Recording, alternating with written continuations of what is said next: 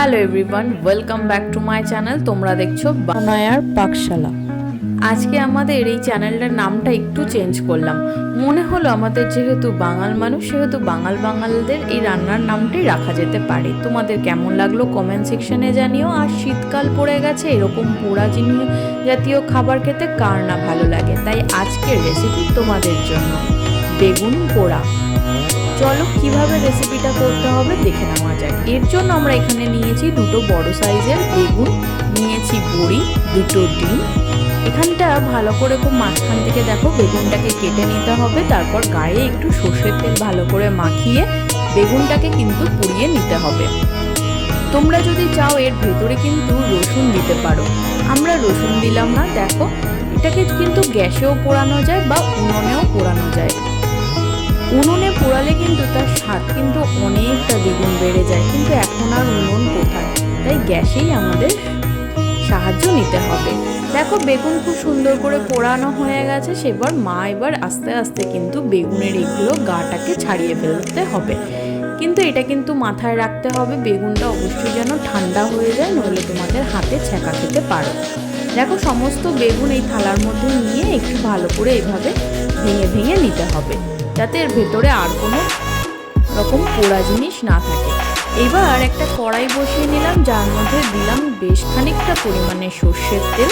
এবার এই সর্ষের তেল গরম হয়ে যাওয়া অবধি অপেক্ষা করলাম। গরম হয়ে গেছে, এবার দিয়ে দিলাম কয়েকটা বড়ি। বড়িগুলোকে খুব ভালো করে কিন্তু ভেজে নিতে হবে। দেখো এখানে বড়ি আমরা খুব ভালো করে ভেজে নিয়েছি। এবার এগুলোকে তুলে নেব। এবার ওই তেলেই দিয়ে দেবো বেশ খানিকটা পরিমাণে কুচিয়ে নেওয়া পেঁয়াজ। এখানে আমরা খুব ছোট্ট ছোট্ট করে পেঁয়াজটাকে কুচিয়েছি। এখানে 4 মতন কোয়া রসুন আর 1/2 ইঞ্চি মতন আদা কুচি দিয়ে দেবো। দিয়ে খুব ভালো করে এটাকে একটু ভেজে নিতে হবে। এখানে আমরা 3টে লঙ্কা কুচিয়ে নিয়েছি, ঝালটা তোমরা তোমাদের মতন অ্যাডজাস্ট করে দিও। এবার এটাকে খুব ভালো করে কিন্তু এইভাবে নাড়িয়ে চাড়িয়ে নিতে হবে। এটা ততক্ষণ অবধি নাড়াবো যতক্ষণ না এর থেকে খুব সুন্দর একটা ভাজা গন্ধ আসছে। দেখো এবার একটা বাটির মধ্যে দিয়ে দিলাম সেই ডিমটা। এখানে চাইলে তোমরা ফাটা ডিমও ইউজ করতে পারো। এবার ওই ডিমটাকে এর যে ভাজা হয়েছিল তার মধ্যে দিয়ে দিলাম, দিয়ে খুব ভালো করে কিন্তু ভর্তা করে নিতে হবে। দেখো এখানে অনেকটা এখন ভুর্জি টাইপের হয়ে আসবে, ততক্ষণ অবধি অপেক্ষা করো। খুব ভালো করে ভুর্জি হয়ে গেলে এরপরে আমরা প্রসেসটা করব। ততক্ষণ তোমরা চ্যানেলটাকে সাবস্ক্রাইব করো, পাশে থাকা বেল আইকনটি প্রেস করো, যাতে নতুন নোটিফিকেশন তোমাদের কাছে চলে আসে।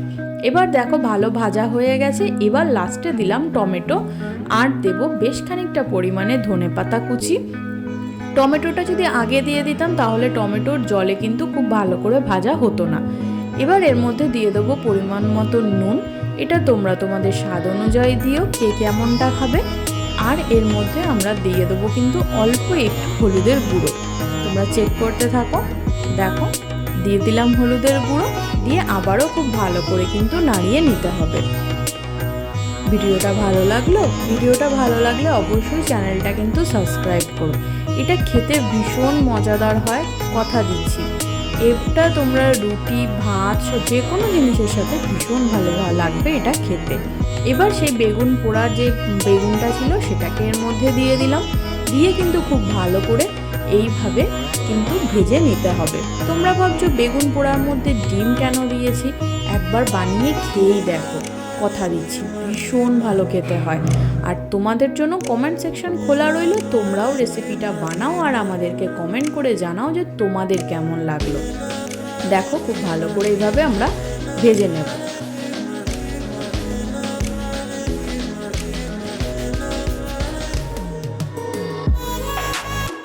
এবার যখন ভালো করে ভাজা হয়ে যাবে, সেই বড়ি যেগুলো আমরা ভেঙে রেখেছিলাম আর আগের থেকে ভেজে এগুলোকে একটু স্ম্যাশ করে নিয়েছি, সেগুলোকে এর মধ্যে দিয়ে দেবো, সেই ভাঙা বড়িগুলো দিয়ে খুব ভালো করে নাড়িয়ে চাড়িয়ে নিতে হবে। এটা যত সুন্দর তোমরা ভাজতে পারবে ততই ভালো লাগবে। তোমরা চাইলে কিন্তু এখানে একটু বাটার কিন্তু ইউজ করতে পারো। চলো আমরা এই রেসিপিটার একটা ছোট্ট টুইস্ট দেখাই।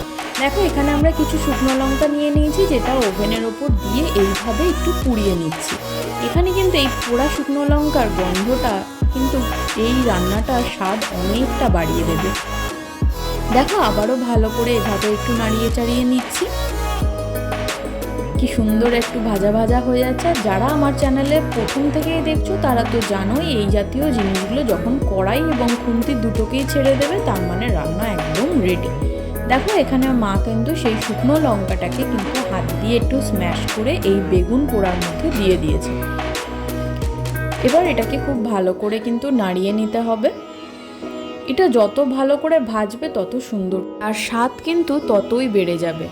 দেখো এবার এটাকে আমরা প্লেটিং করে নেব। নিয়েছি এখানে একটা স্টিলের প্লেট, যার মধ্যে এই পুরো বেগুন পোড়ার যে অংশটা সেটাকে আমরা এর মধ্যে তুলে নিচ্ছি। এটা কিন্তু রুটি, ভাত, পরোটা যে কোনো জিনিসের সাথে কিন্তু খেতে ভীষণ ভালো লাগে। কথা দিচ্ছি তোমরা যদি একবার এইভাবে বানিয়ে খেয়ে দেখো তোমাদেরও কিন্তু ভালো লাগবে। তাই বন্ধু বান্ধব আত্মীয় স্বজন সবার সাথে শেয়ার করো।